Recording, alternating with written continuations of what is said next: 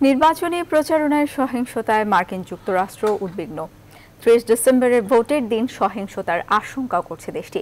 বৃহস্পতিবার বিকেলে প্রধান নির্বাচন কমিশনার কে এম নুরুল হুদার সঙ্গে সাক্ষাৎ শেষে সাংবাদিকদের এসব কথা জানান ঢাকায় মার্কিন রাষ্ট্রদূত আর্ল রবার্ট মিলার।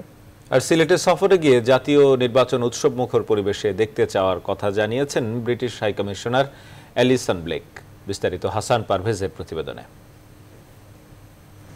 বৃহস্পতিবার বিকেলে আগারগাঁওয়ে নির্বাচন ভবনে প্রধান নির্বাচন কমিশনারের সঙ্গে সাক্ষাৎ করেন বাংলাদেশে নিযুক্ত যুক্তরাষ্ট্রের রাষ্ট্রদূত Robert Miller.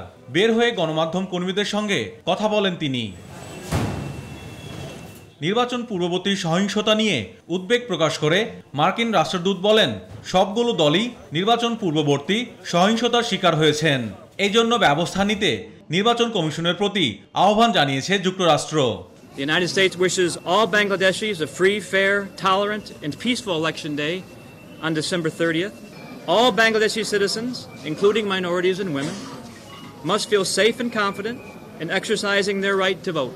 Civil society and electoral observers should be fully supported to play their role in the process. দুপুরে সিলেট ১ আসনে আওয়ামী লীগ প্রার্থী ডক্টর এ কে আব্দুল মোমেন ও ঐক্যফ্রন্ট প্রার্থী খন্দকার আব্দুল মুক্তাদিরের সঙ্গে সাক্ষাৎ করেন ব্রিটিশ হাই কমিশনার। পরে কথা বলেন সাংবাদিকদের সঙ্গে।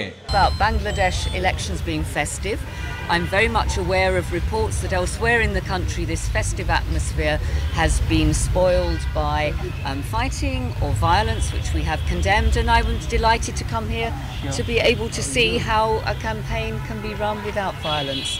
ব্রিটিশ হাই কমিশনার জানান, নির্বাচন পরিস্থিতি পর্যবেক্ষণের জন্যই তার এই সিলেট সফর।